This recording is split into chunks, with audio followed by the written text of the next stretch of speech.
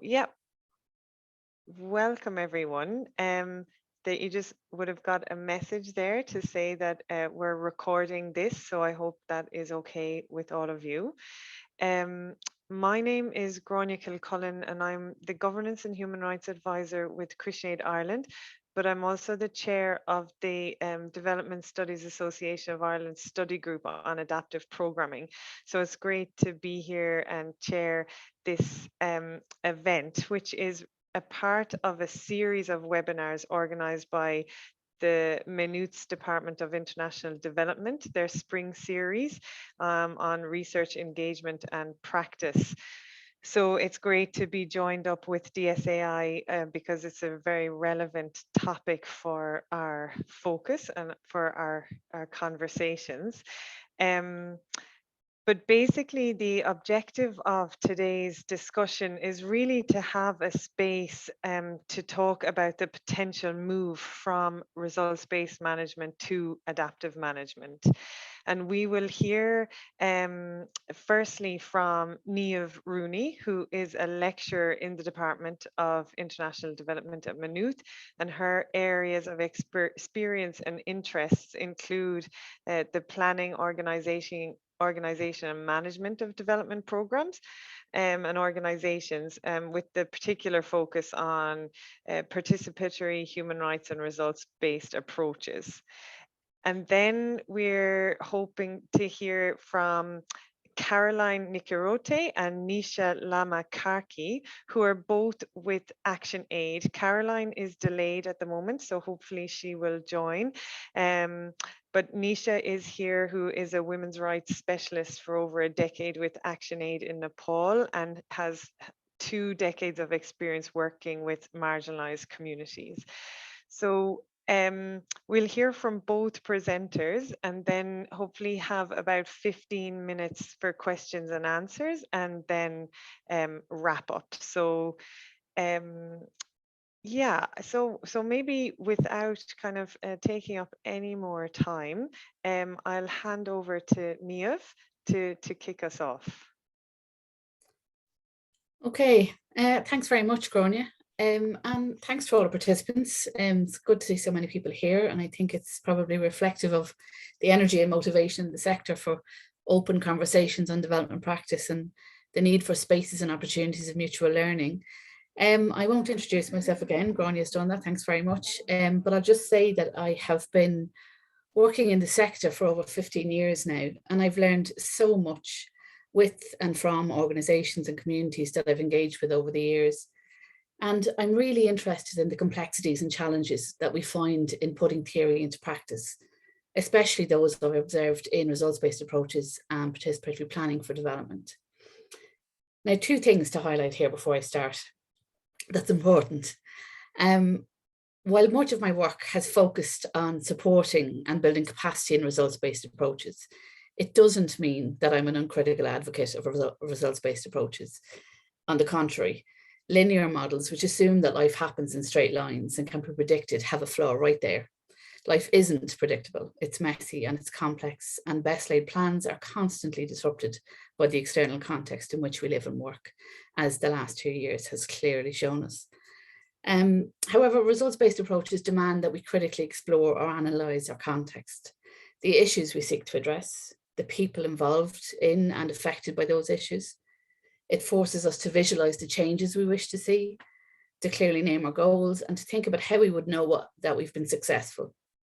So in short, it calls for critical analysis to inform planning processes. And this, for me, is the attraction or the strength. And second, the participation element for me is crucial. So engaging with communities from the outset, recognising and valuing that knowledge that exists in everyday life, in everyday experiences, in every individual, community and context. So I advocate for a truly participatory approach, which in my experience rarely happens. Yes, there is participation, but often after the important decisions have been made. And lack of participation occurs for many reasons, because we think the experts know better, or we don't have the time or resources to invest in participatory approaches, or we already know what we want to do and sure, isn't this what we've always done? So in over 10 years of capacity building with organisations, there are still many who haven't made the shift in focus from activities to results. And so they're still focusing on what they'll do rather than strategizing for what they want to achieve. And despite organisational supports and capacity building and results-based approaches, many organisations just aren't there yet, regardless of the support and efforts. And this view was shared by one organisation that I was working with, and we were both interested to know why this was the case. So in the course of working with this organisation, we planned some participatory action research to explore challenges in adopting results-based approaches. Now, unfortunately, both the capacity building and the participatory research was disrupted due to COVID, but the initial research did take place and did reveal some insights, and those preliminary findings are what I'm going to present here today to you. So to give you a little bit of context, the participatory action research involved 20 participants from 10 faith-based organisations in Kenya who had engaged in capacity building in results-based management previously. Plus, many had had various individual supports over the years in project cycle management and results-based management. So following the previous year's capacity building events with the same group, the transfer of knowledge had been assessed as increased, and staff motivation to implement their newly acquired skills in results-based approaches was extremely high. However, this increased capacity in and motivation for results-based approaches was not reflected in subsequent results frameworks or programme funding applications. And this is what got us to thinking we need to explore this a little bit further and find out what's going on here. So the research explored successes and challenges in applying results-based approaches. So let's start with the successes highlighted by participants. And these include a greater understanding of results-based terminology, processes, and rationale for the approach. There was an improved understanding of and appreciation for context analysis, which had been weak among this cohort. And that's something which I found to be an area of weakness in general in my experience. Their ability to critically appraise previous iterations of results frameworks had increased. So they were confident in appraising their own frameworks or peer reviewing others' work, and they were able to highlight gaps and errors. There was a clear buy-in from programme staff, and there was a consensus on the value of participatory results-based approaches and critical analysis from the outset. So this showed a real mindset shift towards results-based approaches. And there was an improvement in staff understanding of risk analysis and critical assumptions. And there was an enhanced knowledge on how to monitor and plan for risk reduction. So there are some of the successes. So moving on to the challenges highlighted in applying a results-based approach. So participants found this a difficult conversation, understandably, given that they were scrutinising their own practice and organisations. And so we had to be creative and work hard to facilitate the safe and anonymous sharing of challenges experienced. And some of those challenges included personnel skills was a challenge. So there were too few skilled staff in general and too few with specific results-based management skills. And this was for several reasons. So due to a lack of funds, staff turnover, or those who received capacity building not fulfilling the relevant role. So often roles were filled based on status rather than the candidate having the skills or motivation to fulfill the role. And I should state a caveat here, it's possible that this phenomenon is specific to faith-based organisations, but there's not enough research to know whether that's an assumption or that's true.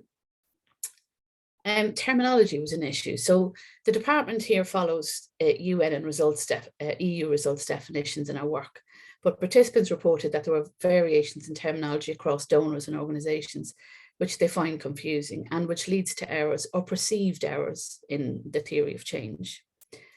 Decision-making, there was challenges there. So participants felt that there was an absence of political will for results-based approaches and poor or uninformed decision-making at a management level. So in general, management often didn't attend results-based capacity building events. So often those with the relevant skills were not the people developing and writing the proposal.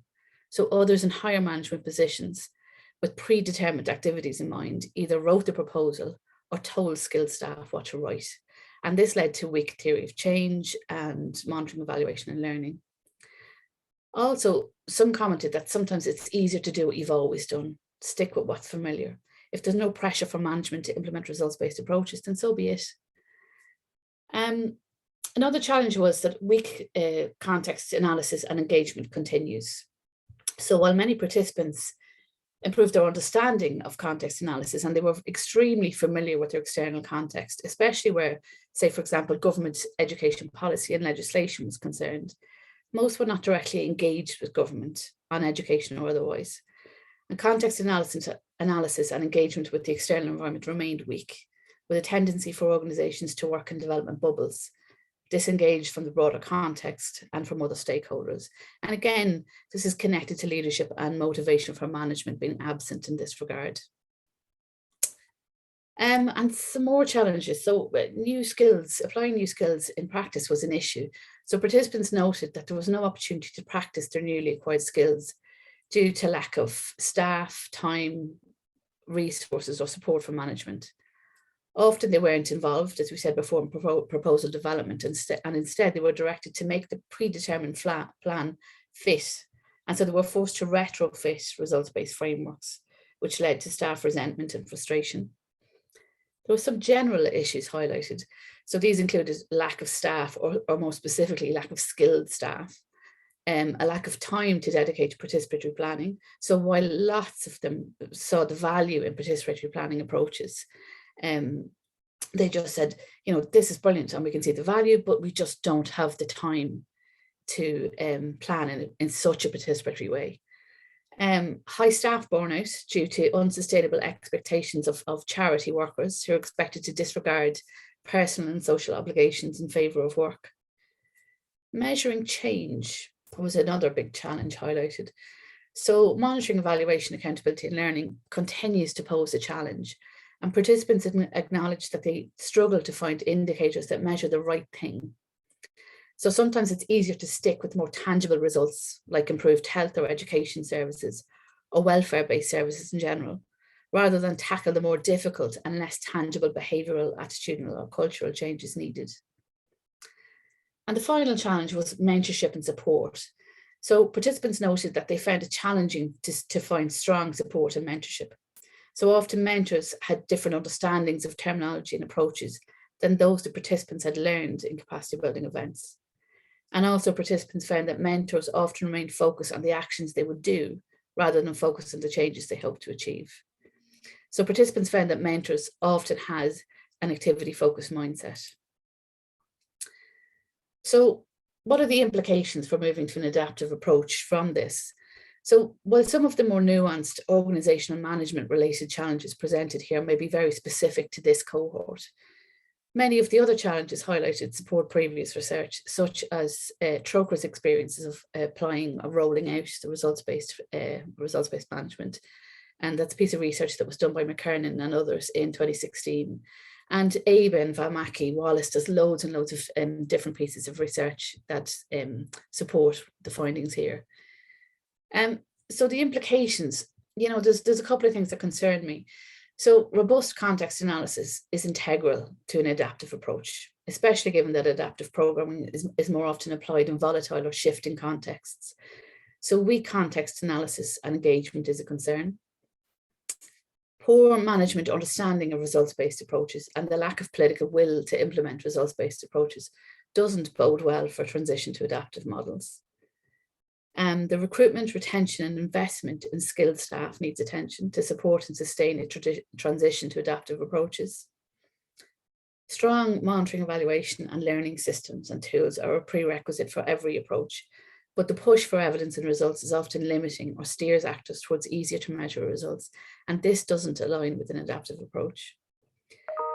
There's a danger of the adaptive approach being interpreted as a justification for a return to an activity focus, especially given a tendency to confuse outputs and activities. And this, coupled with a lack of attention to context analysis and monitoring, evaluation and learning, causes me concern. And then finally, as these findings highlight, many organisations are still struggling just to get to grips with results-based approaches. So any pressure to shift to adaptive approaches at a sector-wide level would likely cause much anxiety and frustration, and would likely result in lost gains in the journey towards sustainable and equitable development that have been made to date. And so these are some of the successes, challenges, and I suppose my interpretation of the implications for a shift to adaptive approaches that I found from this piece of research. And as I previously mentioned, I've learned so much from communities that I've worked with, and I'm really grateful to the participants in this instance for their collaboration and for sharing their knowledge with me so generously. And I haven't heard Grania prompting me to wrap up, so I guess I'm doing okay on time. Apologies if not. Thanks very much for staying with me so far, and I'll hand back to you, Grania. Thanks, Niamh. No, great, right on time. And thanks very much for sharing that kind of successes and challenges and implications from the research. I think it definitely, the participation point is extremely important. I think both at, from those who are benefiting from the intervention, but also staff themselves. And as you said, retrofitting results frameworks after proposals, can often be very isolating, but also means that maybe they're not fit for purpose, those results frameworks then. And I know that, the participation of diverse voices does actually incentivize adaptation too. So great to hear those points. I'll hand over to Nisha. I don't think Caroline is here, is she?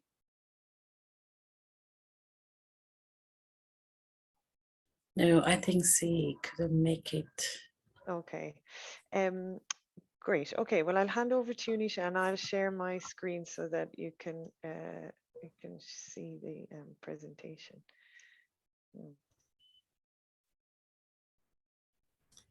Yeah, thank you, Grania. You can see. Start the present hours. I think it's coming. Not yet. Okay.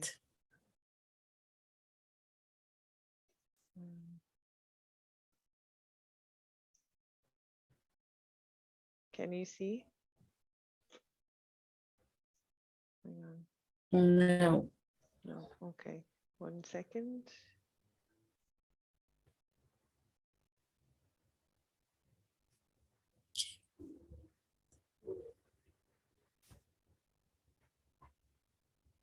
Yeah.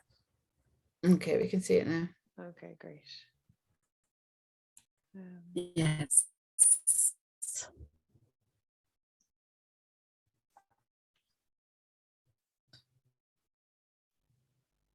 So can you go to the first slide? Yeah, it's gone again. Okay, sorry. We practiced this as always and it worked fine. And now I think I'll just try once more.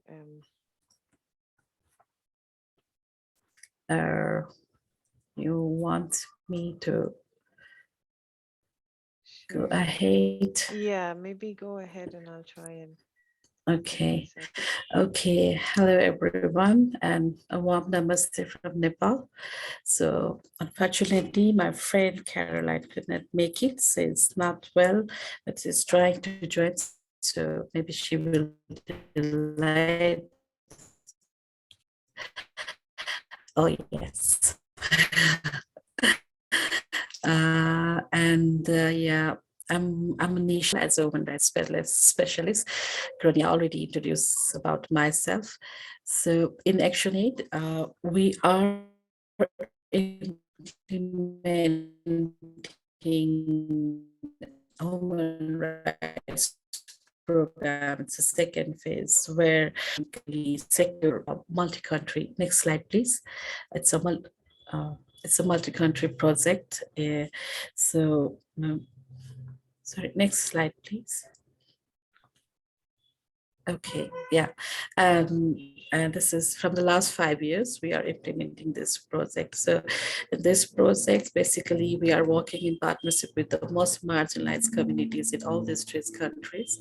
And there are multiple factors within this that really continue, that influence to continue the further marginalization of women, both in private and public space. And some of the characteristics of these communities are they are most vulnerable, poverty, there is a huge poverty, marginalized community, literacy,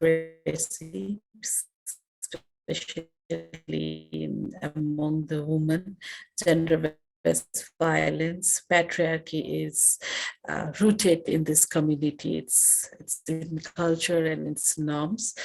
Communities, women are not allowed to go outside. Their mobilities are restricted, and lack of access to public services, especially health, water, and education as well.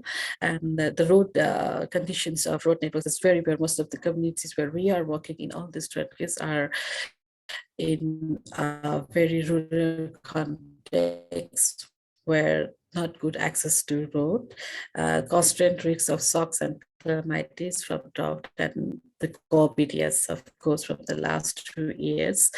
And the retrogressives are set against an ever-changing environment in relation to policy and practice. So next slide, please. Yeah. So what we are learning, our learning scientists in this project in adaptive programming is behavior change framework, diagnosis and intervention identification.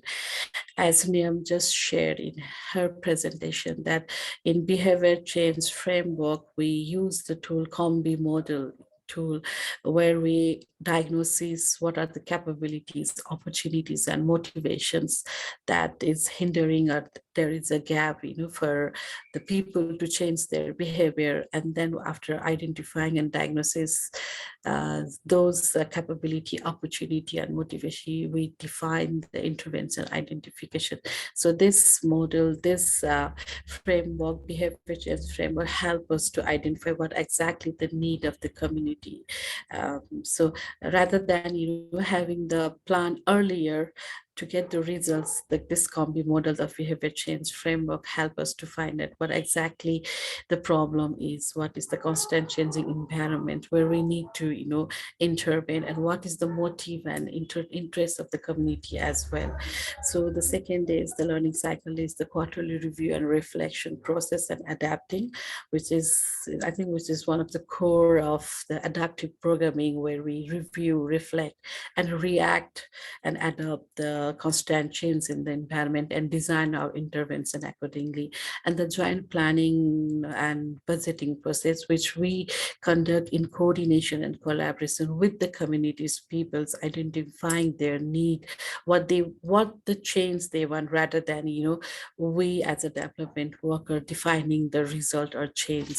We basically sit with them together in a participatory way and plan what the desired outcome they wanted to achieve, what the result they want, what is the need of the community as well, and definitely the program mail, the monitoring and evaluation system.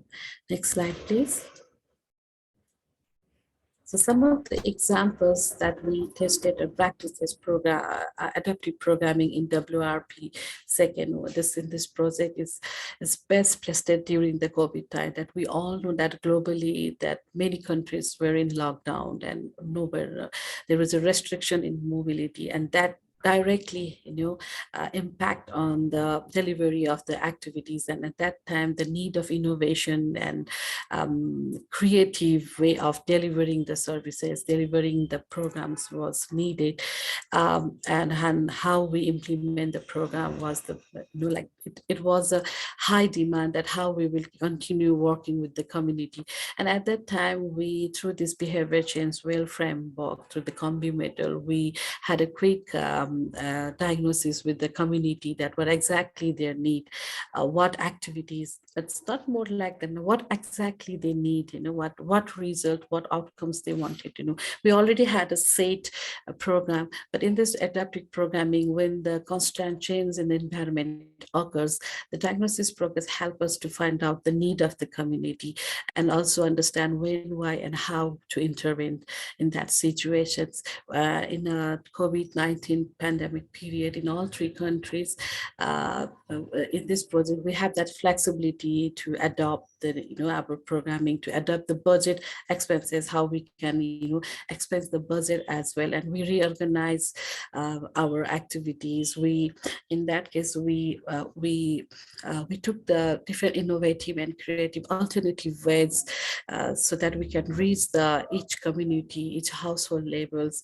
We had a smaller meetings with the smaller groups as well. And during the period also, our focus was not out of our goal, what we achieved, what we aim to do. It was the safety and security of women and girls. So considering the main goal in our mind, we adopt our program in a way so that will address the constant change in the environment.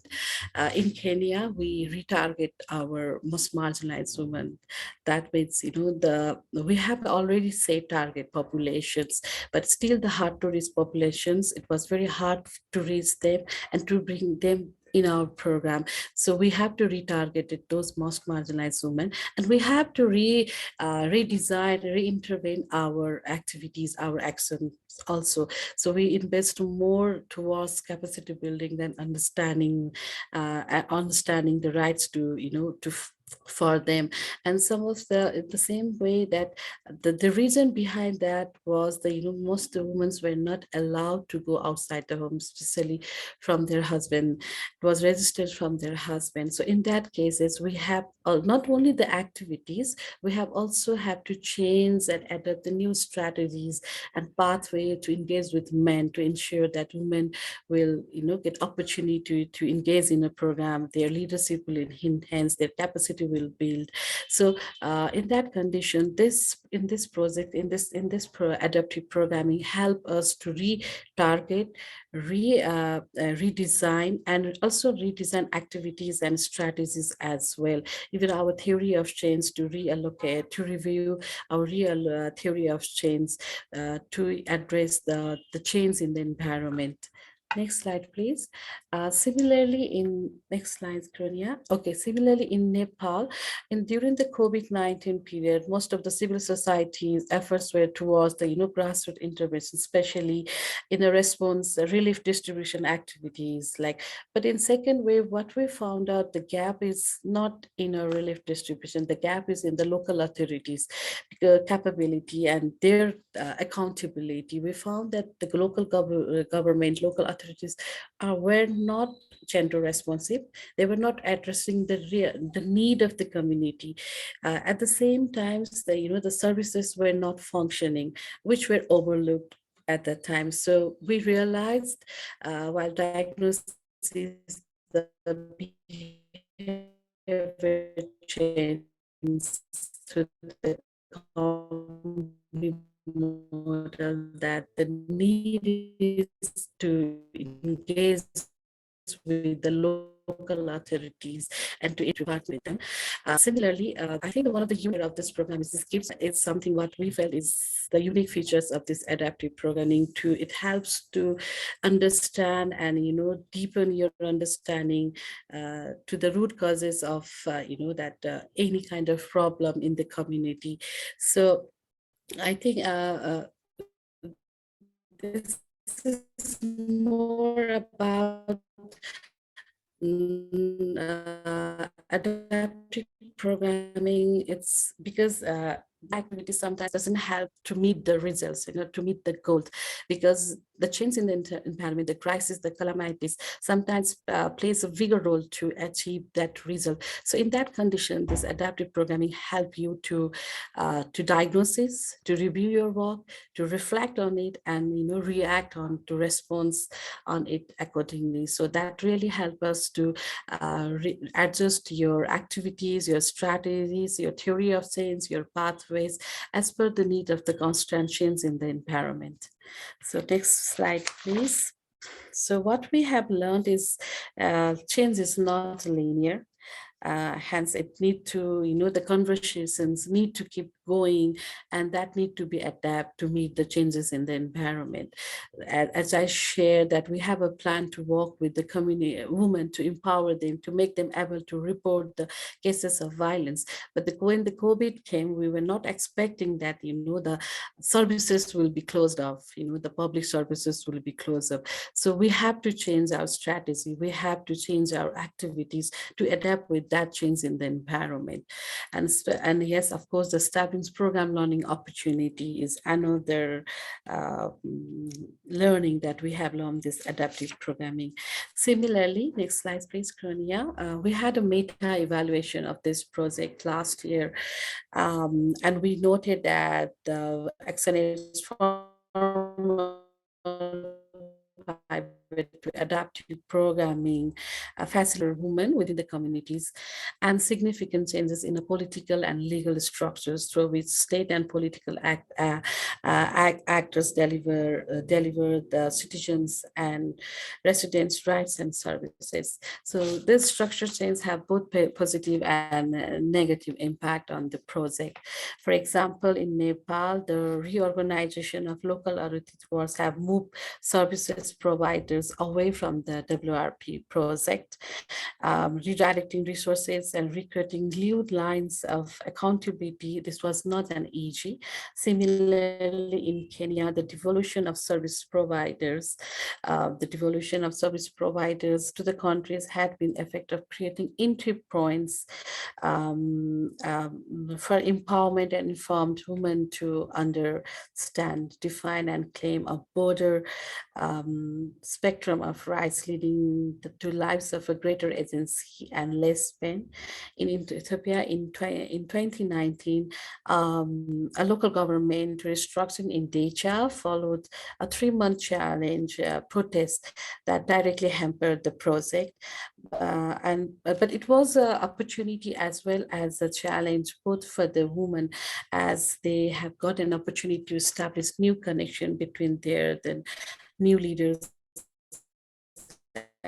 and the duty bearers. This is what the meta evaluations has find out in the project. So the challenges we faced is the influencing organization change, because the Just change in the organization is 1 minute left. okay. Sorry, no worries. And the star attribution, next slide, please. Knowledge management in the different countries, it was a challenge. Strengthening mail, because as I think Niamh also shared, it was not easy to document the change in the behavior, and adapting the constant, change in the environment. But at the same time, can you go to the next slide, please, Rania? There is an opportunity as well, because this program is a very strong programming that is very responsive towards the community, the need of the community. There is a space of increased meaningful conversation, keep on going the conversation, and also ability to respond the change in the environment with ease, and the better participation of all actors. It does not include the only one actor like the women, which we are women and girls who are at the center of the program, but with the other actors as well, who are directly or indirectly influencing the problem, and sustainability also, because this is something the community is willing to change, or ready to change, or motive to change, and need as their need. So when they want the change, that sustain for a longer time, and accountability and transparency also, because it is more about participatory approach as well, and the learning, because it's a continuous learning. So there are some of the key considerations that we fail for organizations who are thinking of moving to adaptive approaches: time and adequate resources, because it needs a sufficient budget as well as the flexible budget also to adapt with the change in the context. Investment to continuous capacity building of infants, because as per the demand of the constant change in the environment, the need of capacity enhancement of the frontline workers is also needed. So it that need to be invested by the organization, contribution to the program outcomes as well, and organizers label change. Sometimes we have to think in innovative and creative way. even to change our theory of change. So organizational level change as well, willing to change.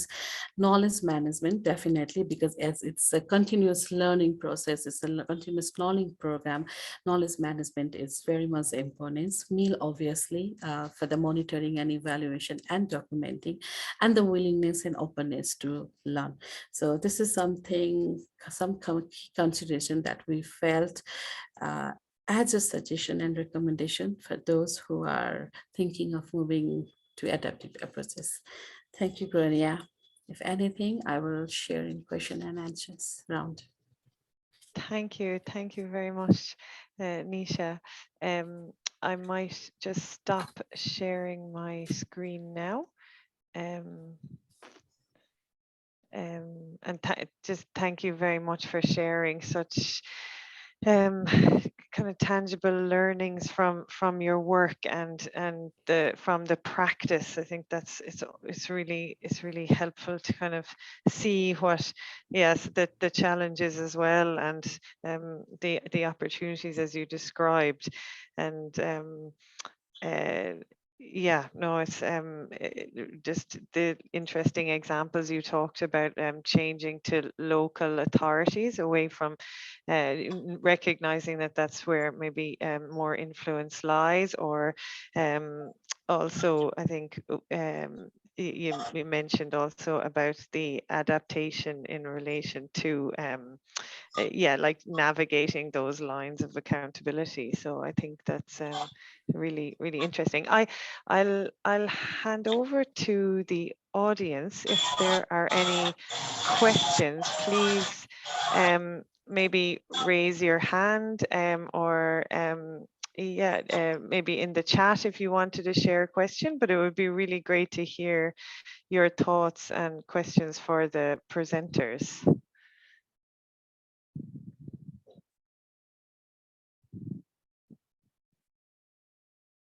My dog is here with me. I don't know, does she have a question as well?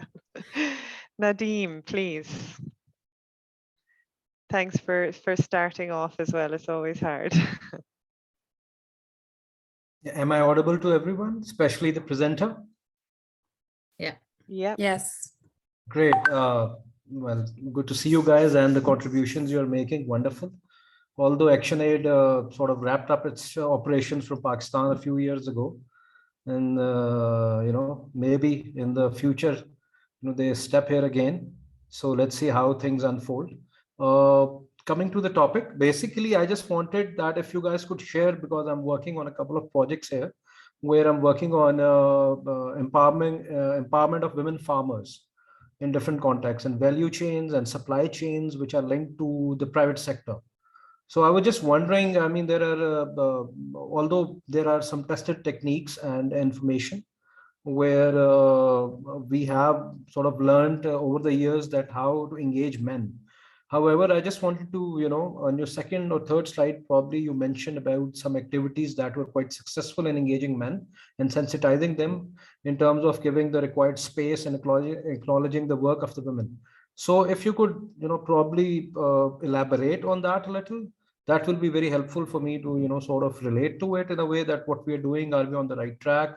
You know, what works for you guys in the field? So that's what I wanted to know. Thanks a lot. Thanks, Nadim. I don't see anyone else's hand up at the moment, so maybe I hand over to Nisha to answer that question, and anyone else who has questions, please do raise your hand in the meantime. Thanks. Yes, thank you. Thank you, Nadeem. I think I will turn off my video because my internet is not so good. So thank you for the question, Nadeem. In WRP second, in this project, we are working with men, especially, you know, as I shared, one of the goals is economically secure women. So what we found is, you know, when we designed the project, we have already said that we designed that we will empower, we will engage women in economic activities in such a way. So we targeted and we designed the result in a way. But when we went to the field, when we diagnosis with and sit with the community, especially with the women, the hindrance were, you know, they were not allowed by the men to come outside the home. And, you know, men never supported them in the household world. So though we engage them in income generating activities or even in economic activities, the hindrance, the challenge was how they will come out of their house, how, you know, the male members of the family will help them. So when we have this combi diagnosis, capability, opportunity, and motivations, we found the motivation in them. There was a few capability gaps. They don't know how, you know, especially the women workers, they don't know how to use the technology, the new technology. But the opportunity gap, we found a very big gap in opportunity, especially the men members, suspecting them if they go outside and attend any training or any program, and not supporting them in household chores. So though we have already shared activities that this much women will be engaged in income generating activities and value chains and such kind of thing, but we face the problem when we diagnose is that they are not coming out of the house. So we have to adapt our program. We have to redesign our program. We focus first on how we can bring the women out of their house, how we will make them engage in different programs. At the same time, we started engaging with the men, that how men can support women to you know, economic activities, helping them in household chores. So in a way, we have a diagnosis with men and women both, and we started to engage with the men, that how they can support women and what will benefit them. So this is what we felt, that where we have to engage and work and intervene with the men as well, though our result was to, you know, to make the woman economically secure.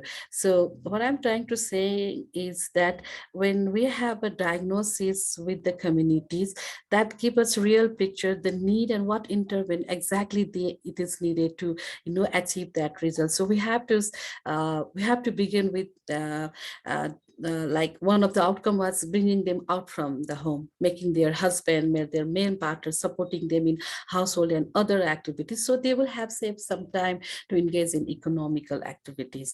So this is how we started and redesign our activities and strategy. Did I answer your questions? I think. Thanks, Nisha. Ailish, I'm just wondering, would you like to share your comment that you put in the chat there? Hiya, Grania. Thanks very much to Niamh and Nisha. It's really interesting.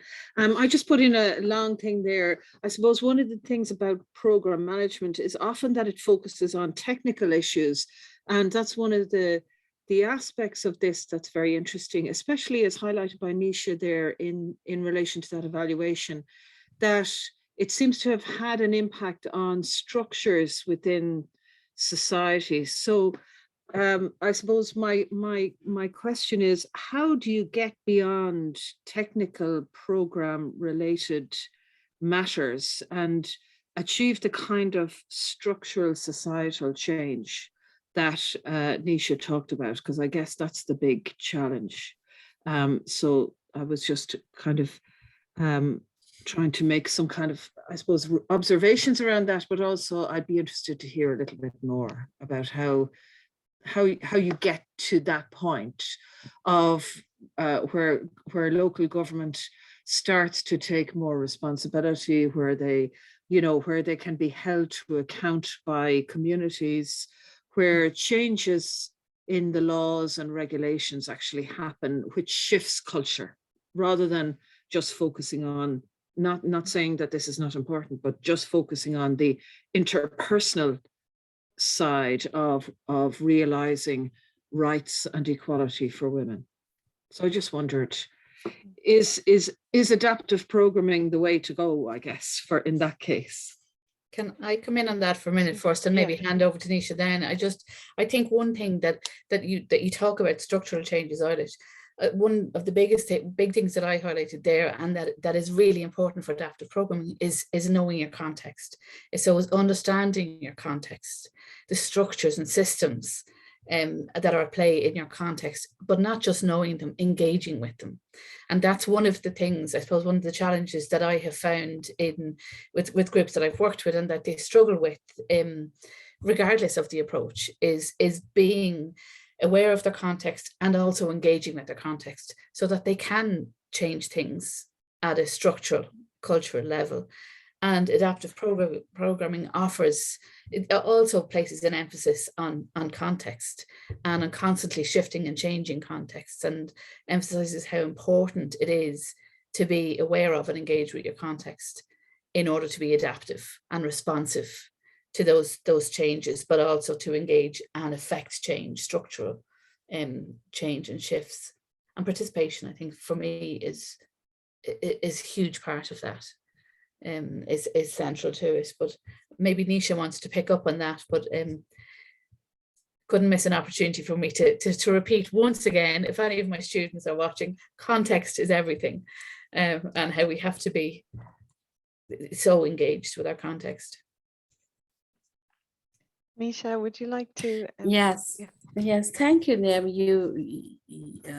I think that is the wrap up. What you shared is what I'm going to share again.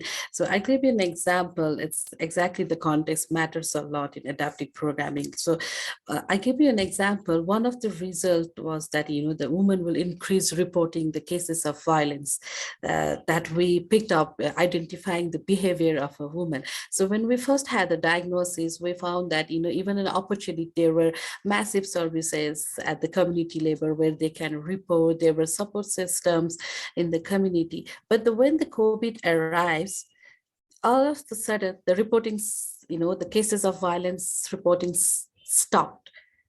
And when we diagnosed this, it was the context, at the COVID time, the government, especially the local government, prioritized on the lockdown. They were more emphasized on lockdown, how to prevent the COVID, but they were not focusing on the violence cases, the reporting cases. The police personnel, they used to ask the woman to come later on when the lockdown is over or the COVID will go, rather than, registering the case.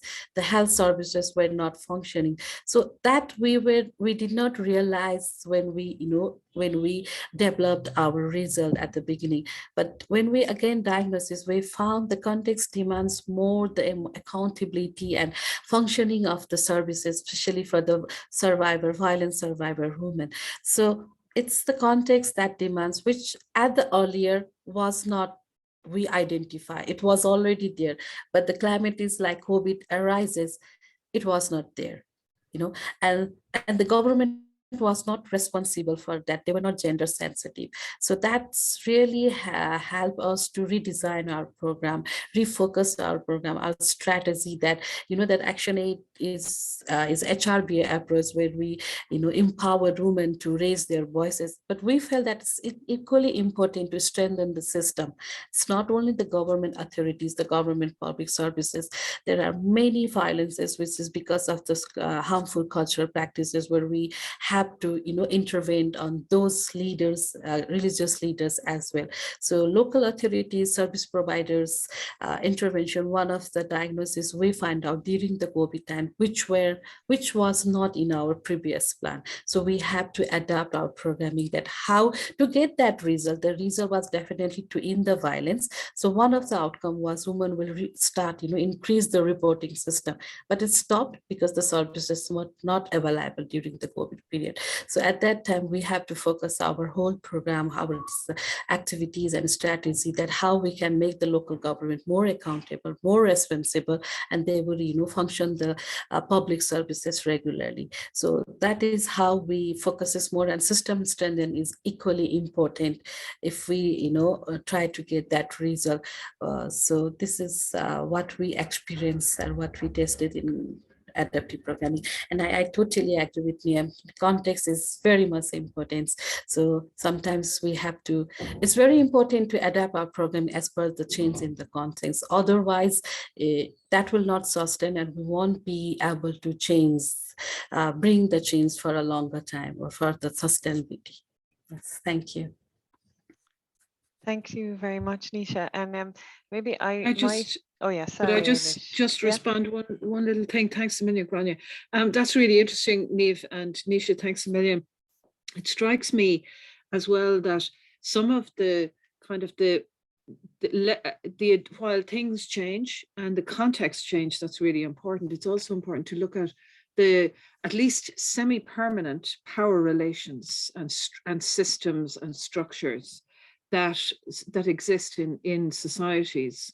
And I suppose it's kind of putting a political spin on our understanding of context that seems to me to be really important. And I hear it in what you're saying. And that's very refreshing, because so much of the take, in my experience, on kind of management and results and all that kind of stuff can get really technical in its application. And when you get this kind of systemic, as Nisha mentioned, and Niamh was talking about, you know, just understanding what's influencing what's going on and why communities are the way they are. To me, it's about holding all of those levels and layers. So the changes, of course, like COVID, for example, but also then the permanent or the semi-permanent, the difficult to shift kind of power relations, cultural systems and structures that exist. So anyway, I find it very refreshing to hear all this in a discussion about management. So thanks very much.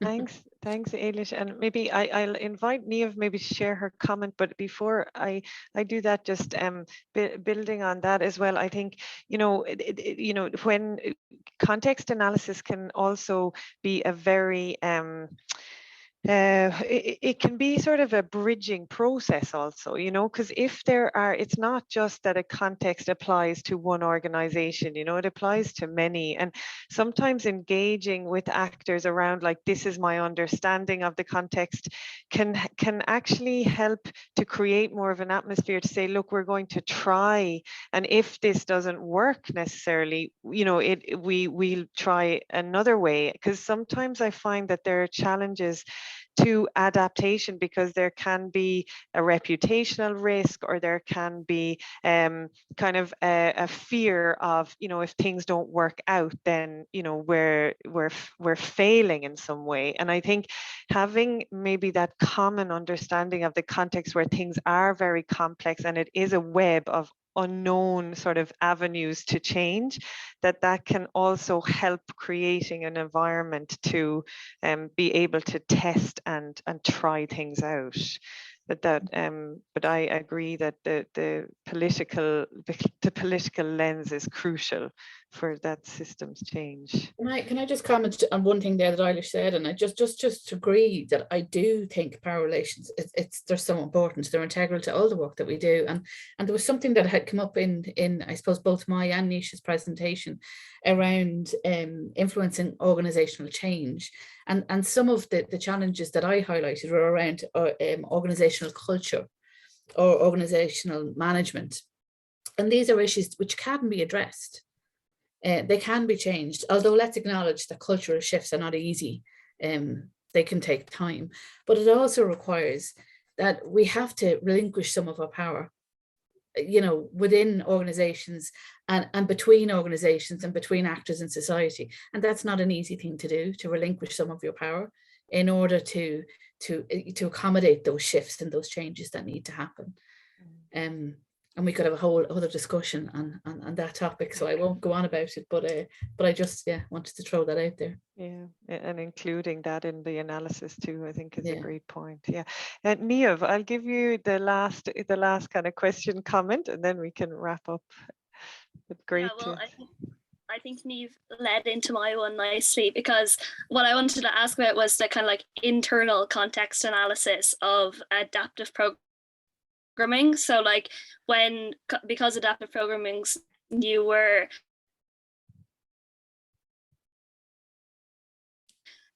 show that it needs to be a priority within organizations. I don't know, my connection just broke there. Yes. But the way I summarized it was where could time be gained when people say that it's a challenge to where is time maybe being wasted now, exists now, and put in the context of participation. I suppose the reason I'm asking that question is because I find like when you try to make changes within organizations, especially towards like, kind of tend to brush it off with that takes too much time. And I think if you can show people where time is being wasted elsewhere in their internal context, plus how important it is for kind of like a dual like if you have those two things, you're much more likely to get adaptive programming through like kind of more senior management and things. So just in your experience, because both Nisha and Niamh have worked in different organizations, and with them, where do they maybe see like common wastage of time that could be replaced with more time for participation? Great. And Nisha, will I give you that? And then Niamh, maybe you can also give your final words before we wrap up. I think I'm so sorry, Kronia. I couldn't understand this because of the internet. So Yes, it was. No, don't worry. I think Niamh's main Yeah. question is really about kind of, the internal analysis of the organization and how time is being spent. So maybe trying to influence the organizational kind of structure to allow for time to be spent on maybe more analysis or participatory context analysis than maybe other things. And what were your experiences? Niamh, did I get that right? Yeah, okay. So maybe what were your experiences in being able to create the time for that, so that and other things that, without creating the time for that rather than spending time on other things.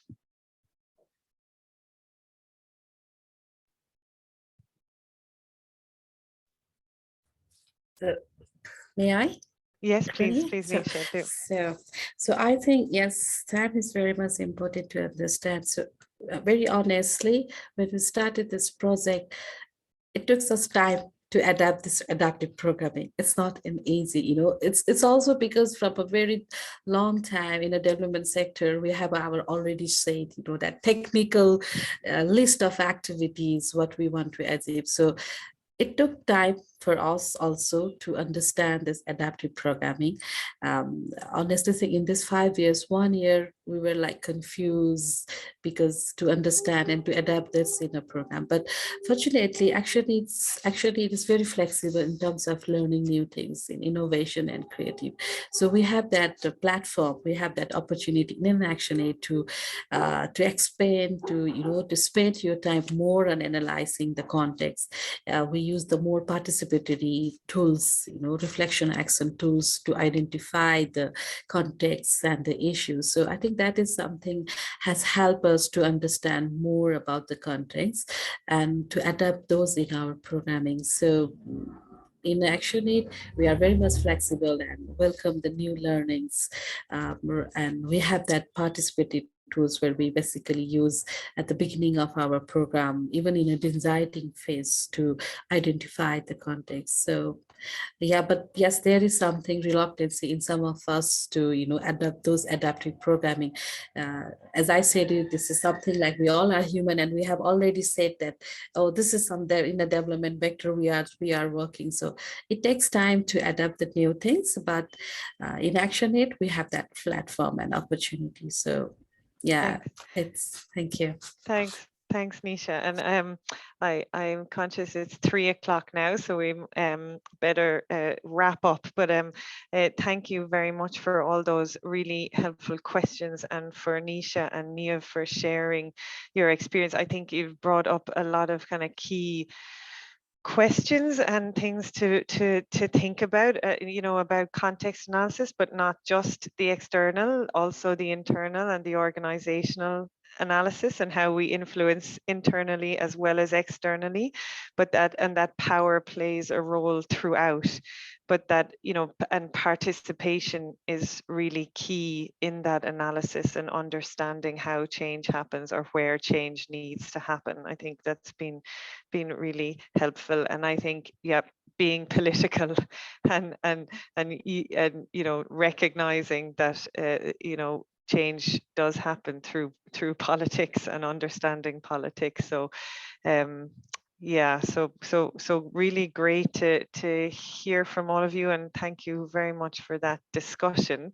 I think we'll be able to share the recording, and I know the Facebook page for this series of webinars was shared as well in the chat. So please do link into Ronnie, any other ones. if you don't mind, just I see somebody was asking in the chat for resources. I'll set up a shared folder, and anyone that was registered for the event, I'll share that folder with them with some resources in there. Great, and the recording as well. And the recording as well. Brilliant. And just to say, Grania, thank you very much for chairing the session. Thanks for inviting me. It's great. Thank you very much, and for Kieran for all the work in the background. And thanks to all my colleagues in the DSAI Adaptive Programming Study Group and ActionAid for collaborating with the department on the seminar. We really appreciate it, and more of them to come, hopefully. Exactly, yeah, great. Thanks for this space. Thank you. Thank you.